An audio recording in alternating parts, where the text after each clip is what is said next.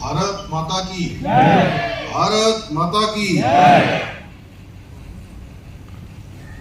116वां अखिल भारतीय किसान मेला एवं कृषि उद्योग प्रदर्शनी के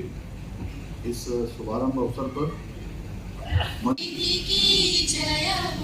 पावन हिमगिरि के चरणों में शीश झुकाए विशद तराए सस्य श्यामला तरु तृण वसना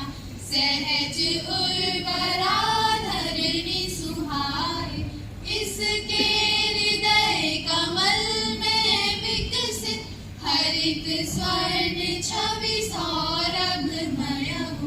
जय हो नवयुग निधि की जय हो, जय हो नवयुग निधि की जय हो। अन्न यंत्र का पुस्तक गृह में कृषि अभियंत्र विश्वविद्यालय अपना प्रण है ग्राम अभ्युदय देश प्रगति विज्ञान विभाग में सभ्यशील स्वाध्याय साधना से समृद्ध भारत निर्भय हो। जय हो नवयुग निधि की जय हो, जय हो नवयुग निधि की जय हो, जय हो, जय हो, जय हो।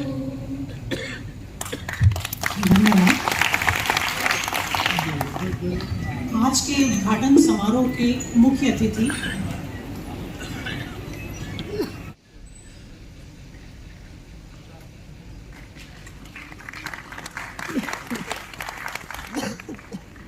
अल्मोड़ा, यदि किसी कारणवश प्रगतिशील कृषक नहीं आ पाए तो प्रभारी अधिकारियों से अनुरोध है कि वे पुरस्कार ग्रहण कर लें। श्री पंतनगर गोविंद वल्लभ पंत विश्वविद्यालय का अपने आप में एक बहुत बड़ा स्थान है पूरे देश दुनिया के अंदर। यहाँ के शोध करे हुए छात्र, यहाँ से अध्ययन किए हुए छात्र पूरे देश दुनिया के अंदर मिलते हैं और इनका एलुमनाई का संगठन भी बहुत बड़ा संगठन है। मैं जानता हूँ क्योंकि इसी जनपद में मैं भी पला बड़ा हूँ, इस नाते जब भी मैं कहीं जाता हूँ तो कोई ऐसा अवसर नहीं होता है, चाहे देश के अंदर हो या देश के बाहर हो, हर जगह पर मुझे कहीं ना कहीं किसी न किसी रूप में इस विश्वविद्यालय में अध्ययन किए हुए लोग या इस विश्वविद्यालय से जुड़े हुए लोग मिलते हैं। और ऐसे कार्यक्रम में और इस गौरवशाली विश्वविद्यालय में आप सबके बीच में आकर मुझे अत्यंत हर्ष का अनुभव हो रहा है। इस प्रकार के जो किसान मेले हैं, निश्चित रूप से जैसा कि हमारे कुलपति महोदय ने बताया कि किसान भाइयों की उन्नति में ऐसे मेलों का बहुत महत्वपूर्ण उनकी भूमिका होती है, महत्वपूर्ण भूमिका निभाते हैं। जिसमें क्योंकि इस प्रकार के मेलों के माध्यम से हम सब लोग एक स्थान पर जहाँ इतने सारे लोगों से मिल पाते हैं, उसमें हमारे वैज्ञानिक भी होते हैं, किसान भी होते हैं, उद्यमी भी होते हैं और जो कृषि से संबंधित नवीनतम जो टेक्नोलॉजी है और बहुत प्रकार की जानकारियां, क्योंकि देश दुनिया के अंदर आज नए नए शोध हो रहे हैं, नए नए अनुसंधान हो रहे हैं। उन सब से हम सबको नजदीक से उनको जानने का अवसर मिलता है, समझने का अवसर मिलता है, देखने का अवसर मिलता है और एक विजन हमारा भी बड़ा होता है, क्योंकि देखने से, मिलने से, नई नई तकनीकों को जानने से वास्तव में हम अपने विजन का विस्तार करते हैं, एक एक्सपोजर मिलता है। इसके साथ ही किसान भाइयों को मेलों के माध्यम से उन्नत प्रकार के जो बीज हैं, पौध है, कृषि यंत्र है, जैविक खाद है और कृषि से जुड़ी सभी प्रकार की जो आवश्यक चीजें होती हैं, आवश्यक वस्तुएं होती हैं, वो सभी एक स्थान पर ही मिल पाती हैं। मुझे पूरा विश्वास है कि इस मेले में प्रदर्शनी के द्वारा उपलब्ध कराई जा रही तकनीकी जानकारियों से हमारे किसान भाई उपलब्ध होंगे मेरा भी आज पूरा मन था, कुलपति महोदय कह भी रहे थे कि पूरा पंडाल घूमते हैं, पूरी प्रदर्शनी देखते हैं, और अच्छा होता कि मैं भी सभी प्रदर्शनी में जाता। हमारे कमिश्नर साहब भी जाते, जिलाधिकारी जी भी जाते, हमारे सीडीओ साहब मनीष बड़े ये भी नवाचार करने पर विश्वास करते हैं। मैं इनका नाम विशेष रूप से उल्लेख इसलिए कर रहा हूँ कि नए IAS अधिकारी हैं और बहुत नज़दीक से चीज़ों को जानते हैं और उसका समाधान भी करते हैं। तो निश्चित रूप से ये हमारे कृषक भाइयों के लिए और कृषि को आगे बढ़ाने में अपना योगदान देते, लेकिन थोड़ा सा पूर्व निर्धारित कार्यक्रम होने के कारण से मैं अच्छी एक स्टॉल देख पाया, लेकिन मन से मैं सारी स्टॉल देख रहा हूँ कि वास्तव में हमारे विश्वविद्यालय के द्वारा बड़ा प्रयास किया गया है और विश्वविद्यालय लगातार प्रयास भी कर रहा है। उसी का परिणाम है कि हमारा विश्वविद्यालय जो है 50 पायदान और ऊपर आ गया। निश्चित रूप से ये हम सब लोगों के लिए बहुत ही गौरव की बात है और प्रतिवर्ष ये मेला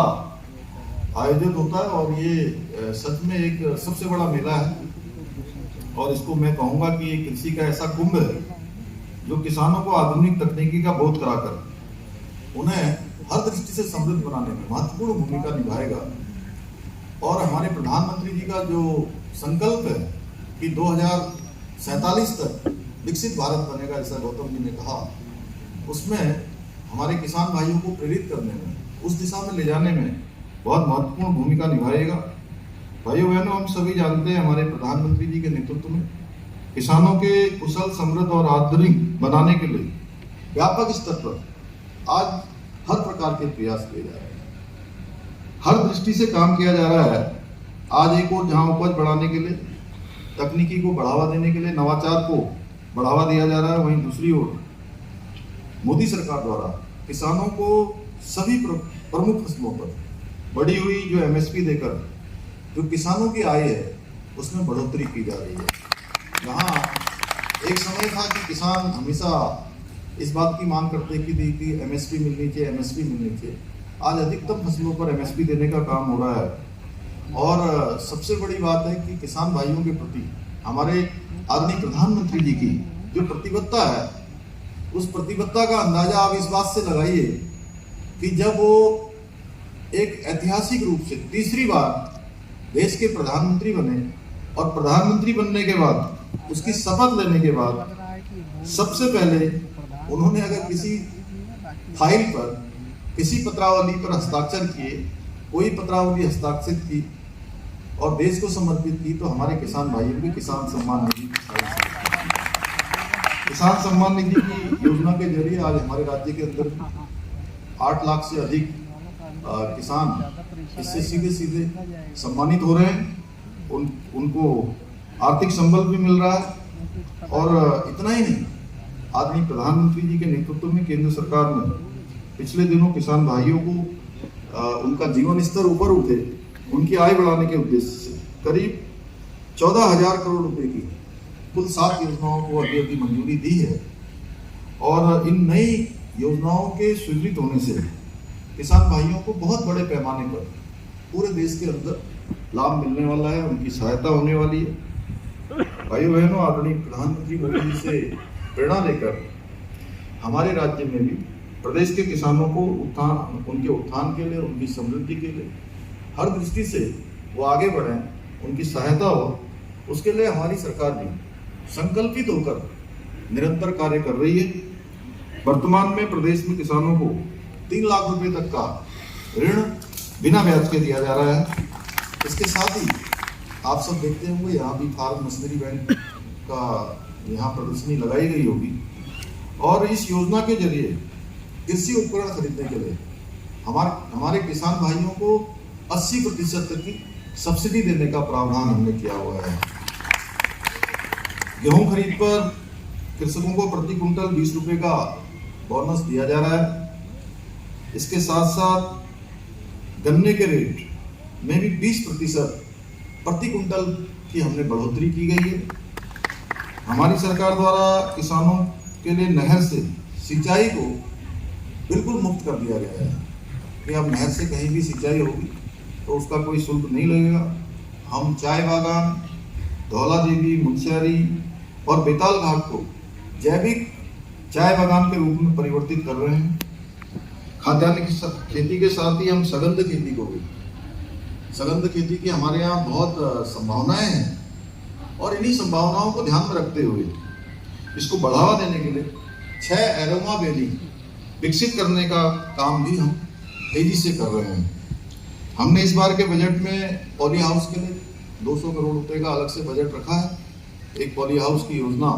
धरातल पर उतार रहे हैं, जिससे जो हमारे बहुत संभावना है। जैसे मैं देख रहा था अभी गदरपुर क्षेत्र के किसानों ने एक फूल का गुलदस्ता मुझे भेंट किया और उन्होंने कहा कि हमारे यहाँ के फूल हैं। तो इसी प्रकार हम लोग दिल्ली एनसीआर के बहुत नज़दीक हैं बॉर्डर में, और बहुत नज़दीक होने के कारण से पॉली हाउस से हमारे यहाँ से अच्छी सब्जियाँ, अच्छे फूल, यहाँ पर उत्पादन, उसकी अपार संभावनाएं पॉली हाउसों के माध्यम से रहेगी। और वो ताजे ताजे फल और ताजे ताजे फूल और ताजे ताजी सब्जियाँ सीधे सीधे हम देश में दे पाएंगे और बहुत आसानी से। उसके लिए हमने आगे की भी व्यवस्था की है कि जैसे ही इसका उत्पादन बढ़ेगा तो हम 2 केंद्र बनाकर किसान भाइयों को वहाँ पर एक जगह पर, या तो हमारी मंडी भी इस काम को कर सकती है, डब्बू जी यहाँ बैठे हैं, और मंडी के माध्यम से भी कुमाऊं मंडल में और गढ़वाल मंडल में जहाँ पर अच्छा ट्रांसपोर्टेशन जहाँ से हो सकता है, उसको भी हम लोग आगे की योजना में हमने सम्मिलित किया है। इसके साथ ही किसानों की आय बढ़ाने के साथ ही रोजगार के साधन बढ़ाने पर भी हम विशेष रूप से विचार कर रहे हैं। उत्तराखंड के पहाड़ी क्षेत्रों में वर्षा आधारित खेती को नई ऊंचाइयों पर ले जाने के लिए लगभग 1000 करोड़ रुपए की लागत से Uttarakhand climate responsibility rainfed farming project भी हमने अभी स्वीकृत किया है। ये भी स्वीकृत किया गया है। सब्जियों की तरह ही फलों के उत्पादन को बढ़ाने के लिए भी हमारी सरकार विभिन्न स्तर पर काम कर रही है। हमने सेब और कीवी को व्यापक स्तर पर उसका उत्पादन बढ़ाने के उद्देश्य से राज्य में कीवी मिशन, राज्य में एप्पल मिशन, ये इसकी भी शुरुआत की है और इसके परिणाम भी बहुत सकारात्मक आ रहे हैं। जहां हमारे पूरे उत्तरकाशी जनपद में, टिहरी जनपद में, देहरादून जनपद का जो हमारा जौनसार का क्षेत्र है, उससे आगे के क्षेत्र में जहाँ के हमारे शर्मा जी यहाँ पर बैठे हैं, उस क्षेत्र में सेब उत्पादन के क्षेत्र में बहुत तेजी से वृद्धि हुई है। वहीं अन्य स्थानों पर भी अब तेजी से अब पौड़ी जनपद में भी हो रहा है, यहाँ पर चंपावत में भी, जहाँ पिछले वर्ष हमने कुछ कोको कोला और अन्य एजेंसियों के माध्यम से हमने उनसे कहा था कि आप यहाँ पर हमारे यहाँ इसके सेब के बगीचे बनवाइए, और उसके परिणाम इतने अच्छे आए कि जब सेब आ गए तो उस दिन भी उन्होंने मुझसे जो है उस दिन एक कार्यक्रम करवाया। तो सच बताऊं तो जैसे सेब जो है बिल्कुल लाल लाल और गुलाबी सेब हो रहे थे दीपक जी, तो मेरा मन भी वैसे ही हो रहा था उन सेबों को देखकर कि इन लोगों ने जो है इतना मतलब प्रयास करके कि हम अगर किसी काम को कर रहे हैं तो हमें उसमें सफलता मिल रही है और हम प्रयास कर सकते हैं। तो बहुत सारे मामलों में ऐसा चल रहा है। एप्पल मिशन के अंतर्गत सेब बागान लगाने वाले किसानों को भी हम इसके लिए 80% की जो सब्सिडी है वो दे रहे हैं। कीवी के बगीचे स्थापित करने में भी हर संभव मदद कर रहे हैं। बागेश्वर जनपद के दूर हमारे तमाम जो वहाँ की वैलियाँ हैं, लीदी, सामा और उसके आसपास, वहाँ भी आज कीवी का भी बहुत अच्छा उत्पादन हो रहा है। इसके साथ ही कई अन्य योजनाओं पर नवाचार और प्रशिक्षण कार्यक्रमों के जरिए उत्तराखंड के किसान भाइयों को और अधिक प्रशिक्षित, आधुनिक और समृद्ध बनाने के लिए हम अपने स्तर से हर संभव प्रयास कर रहे हैं, क्योंकि किसान हमारी प्राथमिकता में है। इस दिशा में हमारा भारत का यह प्रथम कृषि विश्वविद्यालय भी कृषि उन्नत हो, समृद्ध किसान हो, इस संकल्प को लेकर निरंतर काम कर रहा है। यहाँ पर विकसित की गई विभिन्न सब्जियाँ, फसलों एवं फलों की विभिन्न प्रजातियां और अनेक उन्नत कृषि तकनीकी न केवल उत्तराखंड में बल्कि पूरे देश के किसानों को फायदा पहुंचा रही है। यहाँ के बीज बहुत दूर दूर तक जाते हैं, उसकी बड़ी डिमांड होती है। मैं जानता हूँ इसी क्रम में यहाँ आयोजित हो रहा किसान मेला जो आयोजित हो रहा है, निश्चित रूप से हमारे किसान भाइयों के उत्थान में बहुत अहम योगदान करेगा। मैं इस अवसर पर हमारे सभी किसान भाइयों से भी यह आह्वान करना चाहूँगा कि आप लोग मेले में विश्वविद्यालय एवं विभिन्न फर्मों द्वारा जो भी यहाँ पर दूसरे प्रदर्शित तकनीकी है जो लगाई गई है उनका अवलोकन करें और यहाँ के वैज्ञानिकों से जरूर विचार विमर्श करें। कई बार होता क्या है कि हम इस प्रकार की प्रदर्शनी भी लगाते हैं, इतना बड़ा कृषि मेला भी आयोजित करते हैं, लेकिन बहुत सारे हमारे किसान भाई आते हैं और आने के बाद जैसे परंपरागत रूप से आते हैं, मेला घूमते हैं, कुछ उनके मतलब का बीज है, कोई चीज है, उसको खरीद लेते हैं, कृषि फार्म मशीनरी बैंक से भी कुछ ले लेते हैं और वापस घर चले जाते हैं। ऐसा लगता है वन वे है। ये संगोष्ठी भी है, इसमें संगोष्ठी भी हमारे कुलपति जी विश्वविद्यालय करवा रहा है, तो ये दो तरफा होना चाहिए, ये एक तरफा नहीं होना चाहिए, ये टू वे, यानी कि आना भी है और जाना भी है। तो जब इस प्रकार का विचार विमर्श करेंगे, आपस में जानकारियां करेंगे। कई बार हमारे जो किसान भाई आते हैं काम बहुत करते हैं, बहुत उद्यम करते हैं, बहुत मेहनत करते हैं, दिन रात पसीना बहाते हैं, तब जाकर वो देश को अन्न देने का काम करते हैं, लोगों को इतनी सारी वैरायटी देने का काम करते हैं, लेकिन उनके मन में संकोच होता है कि कैसे पूछें, कैसे करें, अरे हमारे वैज्ञानिक तो बहुत बड़े हैं, पता नहीं बुरा तो नहीं मानेंगे। कई बार मैं जैसा सब महसूस करता हूँ, मुझे ऐसा लगता है कि आप सब लोगों को, मैं किसान भाइयों से विशेष रूप से कहूँगा कि इसमें बिल्कुल भी मन में संकोच नहीं रखना है। जो भी समझ में ना आए, जिसकी भी जानकारी करनी है, इसीलिए आज देश दुनिया के अंदर इतनी सारी कृषि तेजी से आगे बढ़ रही है। बहुत सारे देश हैं जहाँ पर आज डबल से भी 4 गुना ज्यादा कृषि में जो है तेजी से वृद्धि हुई है। तो हम भी करेंगे और हमारे जो वैज्ञानिक हैं, अनुसंधान करने वाले हैं, वह भी कोई अलग नहीं है,